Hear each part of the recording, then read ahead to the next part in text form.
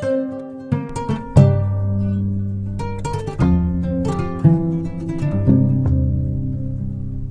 extraordinaire. Quand on s'est connus, on était de vrais amis. Elle était venue parce que j'étais dans des moments difficiles. Elle était venue vraiment pour combattre, pour se battre à mes côtés.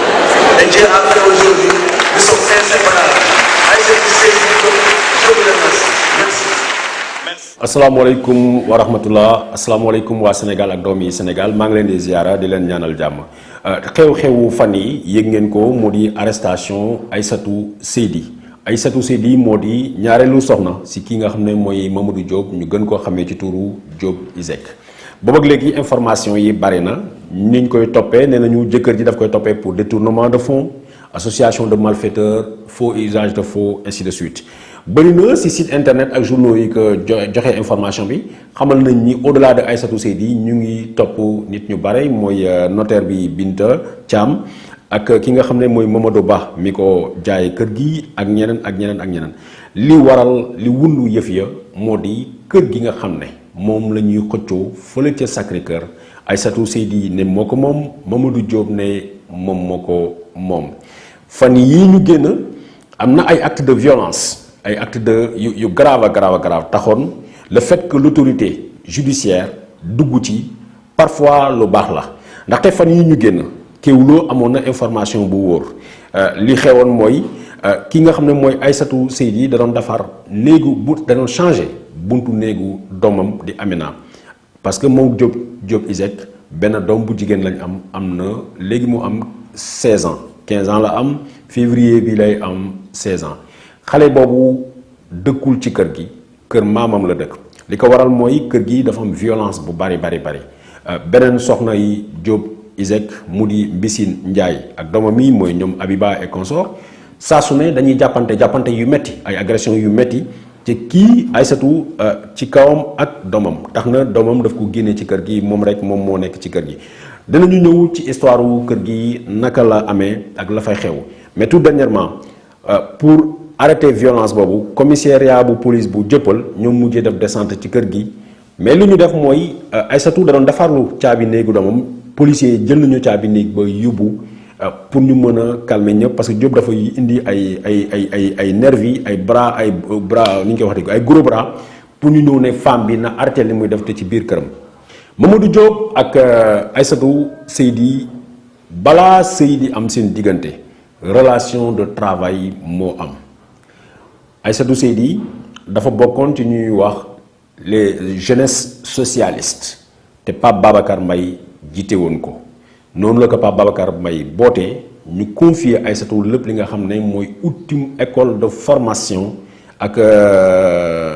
bourse pour étudiants socialistes yi moo taxoon 1998 1999 ki nga xam ne moo doon Mamadou Diop nekkoon maire de Dakar jox ko financement bu 10 millions pour ñu trouver élèves socialistes yi ay école de formation noonu la ñëwee ci ISEG fekk ku tudd Ndong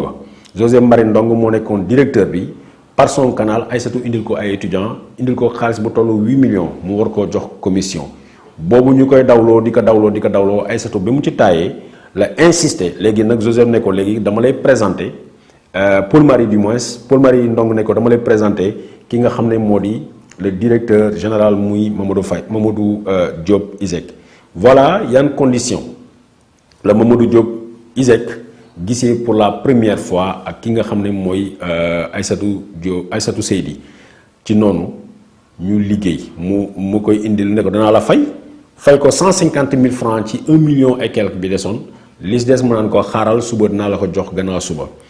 naka noonu ñu taaba ba ISEG taxaw soxna si continuer di uti ay étudiants ak ay partenaires di indi ay financement pour école bi mën a taxaw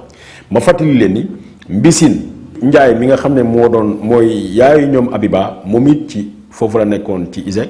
mais ñàkk gëm projet boobu tax na ku jigéen kooku dem na mais bëri na ñu bëri ñi nga xam ne dañ nekkoon ci projet ISEG bi parce que centre de formation informatique la woon rek ñu bare dem nañu seen yoon ba mu des juróomi nit ci juróomi nit ñooñu Aïssatou Seydi ca la bokk ñu yegg ci 2000 képp ku xalaat landerneau politique Sénégal fàttaliku ni boobu la PS daanu Abdoulaye Wade yéeg buntu yu bëri tëju yoo xam ne Aïssatou mënoon na ko tijji ak PS mais yàlla def ak relationship am ñëw nañu 2000 ñu continuer mais nag mu nekkoon ay période yu métti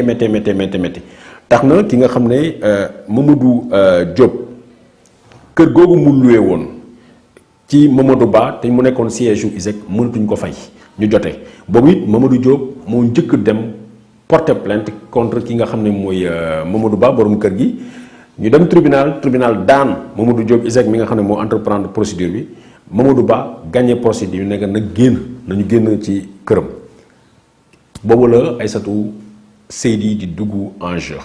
mu dem gis yi Mamadou Ba ñaan ko ne ko ngir yàlla may ñu mais au-delà de may ñu dinañu liggéey ba ñu mën naan la fay Aïssatou Seydi dafa endossé jël responsabilité ne ko désormais fayu ISEC location bi man mi nga koy laaj doo ko laaj Mamadou Diop Mamadou Ba ne ko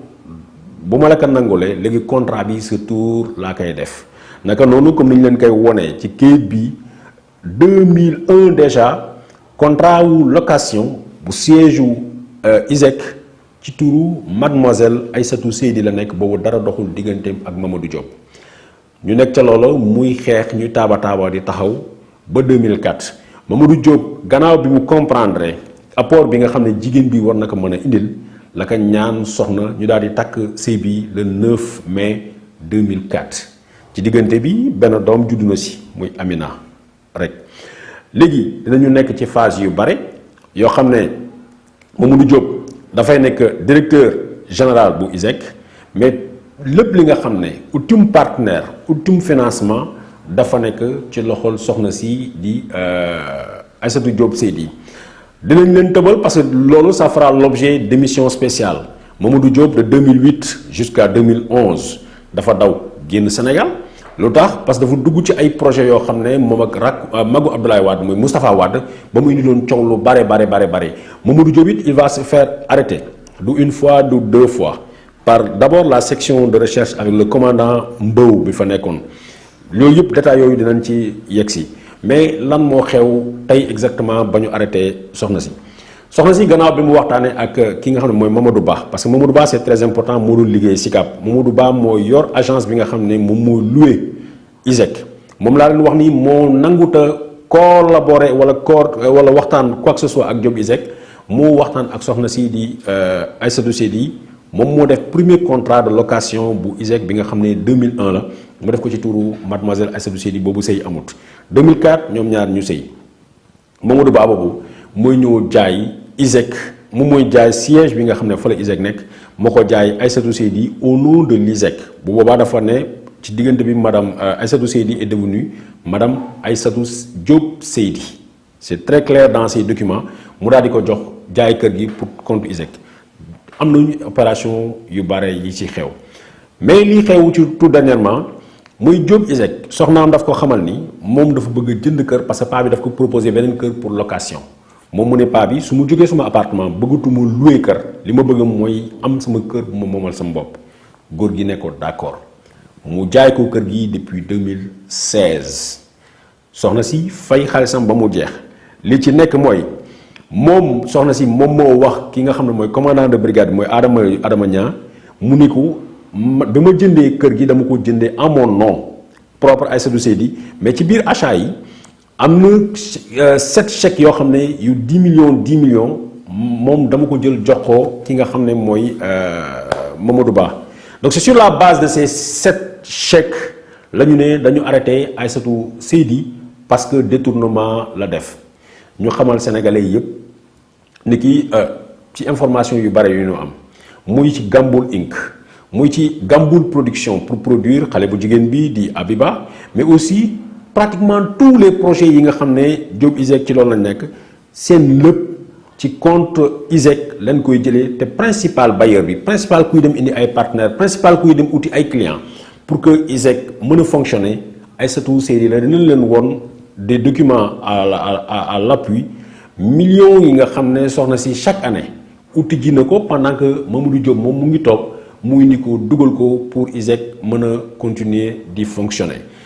coow la tey ñu ne 70 millions la koy toppee 70 millions Mamadou Diop accepté na léegi parce que il y a quelques jours Mamadou Diop doon na ne dafa yónni soxna si pour mu jëndal ko kër soxna si bëgg moom kër gi léegi bu fekkee ne man dama la jox xaalis pour nga dem jëndali ma kër nga bëgg moom kër gi ça veut dire man maa accepté ni maa lay yónni donc dans ce cas kër gi laay xeex ne maa ko moom mais du ma la tuumaal ne da nga sàcc xaalis wax ji c'est tout à fait logique léegi nag Mamadou Diop implicitement mu ngi reconnaître ne en fait soxna si moo jënd kër boppam ak xaalis bi nga xam ne moom nee na daf ko sàcc parce que lan moo xew ñëpp a ngi fàttali promotion bi nga xam ne defoon nañ ko sortie de la 20e promotion bu ISEC en 2019 booba Aïssatou Diop Seydi ci liggéey bi mu def yëpp def nañ ko 4e vice-président bu basket Aïssatou Diop Seydi def nañ ko chevalier de l'ordre du mérite bu Sénégal Diop ISEC taxaw na devant tout le public mu wax ni soxna si bi may xamante ak moom ci ay phase yu méttee laa nekk mu liggéey mu ma jàppale ba ISEC doon tey donc kenn waxu ko Diop ISEC moo ko waxal boppam mais soxna soosu bi mu bëggee amal boppam kër Mamadou Diop avait donné son aval soxna si jënd këram defar këram ba mu pare ci diggante bi il y a eu cet événement de 2019 la Mamadou Diop braqué wu ne loolu mënatu fee am ñu jotee soxna si tabax këram saa su ko ne damay toxu sama kër Mamadou Diop ne ko noo xaaral kër gi dafa am ay jinne xaaral ma ñaanal la ak affaire yooyu mu toog di xaar ba mu dégg ci wéewu béy comme ni ñu koy waxee ni ki en fait Mamadou Diop ni mu ngi koy xaarloo ne ko bu dugg sa kër bu bees bi Mamadou Diop dafa bëgg a jëlee soxnaam bi di Mbissine Ndiaye ak ñoom Abiba fekk ñoom da leen doon luweel kër fële ca Mamel jëlee leen ci Mamel pour dugal leen ci kër gi nga xam ne moom xam na ne nag xam na ni Aïssatou Seydi moo ko jënd pour boppam gannaaw bi mu paree tabax këram Aïssatou Seydi dafa tàggoo ci këram ne ko damaa bëgg balaa maa toxu sama kër nga ñaanal ma ci Diop naan ko xaaral tey la xaaral suba la kër gi dafa am ay jinne wala yu mel noonu Aïssatou ci information yu bari yi nga xam ne Kéwoulo amee na ko noonu la toogee di xaar borom këram pour mu ñaanal ko ci diggante bi mu naanee ci wéewu béy ne en fait Diop daf ko bëgg a suufu ànd ak jabaram bi nga xam ne mooy Mbissine Ndiaye mooy yaayu Abiba ak ñoom Abiba pour dem toxu ci kër gi parce que Mbissine ak Abiba ak ñoom seen Mamel lañ dëkkoon ci kër goo xam ne Diop mu ngi doon en location xamal nañu ni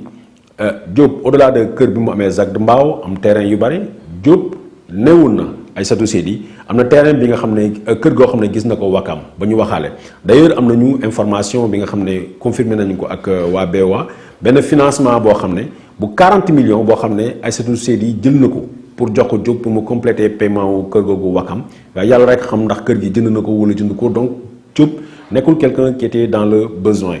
foofu mu nekkoon Mamel ak yaayam ak jabaram ak i doomam yi la jël njaboot gi préparé la ne dañuy tuxu ci këru Sacré-Cœur bi nga xam ne moom xam na ni Aïssatou Seydi daf ko jëndaloon pour boppam le 26 janvier moom kenn ci entourage yu Diop bu woo Aïssatou ne ko attention sa waay de dafa bëgg a jël njabootam pour ñu dem dëkki sa kër fekk kër googu ma wax leen ni plusieurs mois avant ñoo yegg ci janvier 2020 boobu kër googu pare na Aïssatou doon na jógee ak waa këram ak ay mbokkam ñu ñëw di yendu ci kër googu wala di fa passer ay week-end parce que lépp amoon na li mu doon xaar rek mooy waaw jëkkëram naka noonu bi mu déggee nii Diop dafa décidé day dem ci kër gi Aïssatou daal di ñëw 15 heures installé wu ci biir këram nekk ak waa këram 17 heures Diop daal di wàcc ak ay garde corps am ak ay nervi ñëw bu ma ko ubbi yenn buntu yi par force ne fa lay dëkk ci biir kër gi donc noonu la ñu nekkee ki nga xam ne moomum këram ñu bàyyil ko benn néeg kase les des yëpp Diop utiliser ko tax na parce que li lay woon incohérence su dossier bi Diop mi nga xam ne nee na yaayam bu 80 ans Diop mi nga xam ne ne yaayam bëgg na yaayam comme pas possible comment se fait-il que ci biir kër gi nga xam ne moom këram la yaayam amul néeg parce que néeg bi nga xam ne moom la ñu réservé ci cour bi mooy néegu vigile bi yaayu Diop ISEC foofu la nekk boobu ak léegi nag mu nekk ay violence yu doy waar génnal du ma génn Diop nee na kër gi moom moo yebal soxna si mu jëndal ko mais li ci doy waar ci titre de propriété ak ci kayit yépp Aïssatou Seydi moo ci nekk ki nga xam ne nag mu ngi dund deewul te Diop ne moom moo ko yebal kooku taxaw na ne na man maa jaay terrain bi te man sama kër jaayuma ko Mamadou Diop Aïssatou Seydi laa ko jaayee tey jii Diop pour changer la situation pour wane ni en fait Aïssatou dafa utiliser xaalisam dafa génne woon benn kayit boo xam ne nag conseil d'administration bu ISEC mu réunir moo ko joxoon pouvoir ne Aïssatou Seydi demal nga jëndal kër kii di Diop Aïssatou Seydi contre ce document là bi nga xam ne Diop génne na ko nee na faux la et usage de faux mu porter plainte donc Aïssatou porte na plainte pour faux usage de faux contre Diop mais gis nañ ni dossier boobu kenn instruire ko dañ ko teg de côté faux usage de faux contre Diop ISEG. Deuxième chose mooy ISEG mosut a am conseil d'administration donc la mu wax amut mais teg nañu dossier bu le fële Aïssatou Seydi bi ñu koy auditionné pour xool ndax kër gi moo ko moom wala moomu ko ñuy xool transaction yi nan la demee moom moo wax ni nii ak nii ak nii laa fayee kër gi moom moo wax commandant Adama Niang ne ko kër gi fayee ci chèques yi ma fay bokk na ci 7 chèques yoo xam ne chèque compte ISEG la man maa ko fay muy 10 millions fois 7 muy 70 millions donc voilà sur la base de quoi la ñu ni dafa def détournement de fonds ñu inculpé ko mais mu xamal leen ni en fait pratique la boo xam ne ñun ISEG moom la ñuy def parce que lépp lu jëm ci Gamboul Inc lépp lu jëm ci Gamboul production mooy liy produire Abiba lépp lu dem ci jënd ay kër sax ba pour Diop ISEG wala voyager Diop ISEG wala Diop ISEG bu nekk bitim réew ma di ko yónnee xaalis ci compte ISEG lañ koy jëlee parce que xaalisu compte ISEG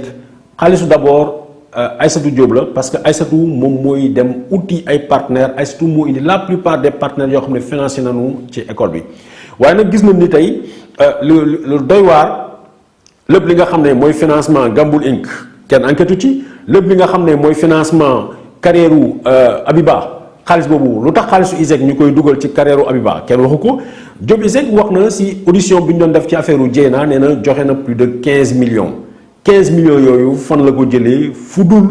ci compte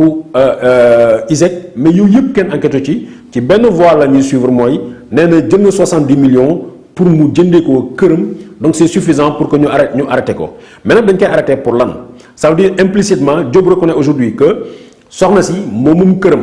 alors que depuis plusieurs mois mu ngi occupé kër gi moom njabootam mais violence yu doy waar ñoo fay nekk tey ji nag il est temps que la justice s'intéresse à ce dossier là parce que li ko mooy leneen mën na ci fekk parce que tout le temps ay xeex la tout le temps ay jàppante la te des deux camps c'est l'utilisation des nervis loolu moo tax nag ñu ngi bëgg justice sénégalaise mu gën a penché wu ci dossier bi lii benn phase la d'abord bu ñu génnee pour wan leen ni ex jabar loolu du expression bu baax bi parce que tas amul seen diggante tey le fait que Mamadou Diop a réussi à faire arrêter son épouse parce que nee nañ dafa jël 70 millions ça veut dire que dafa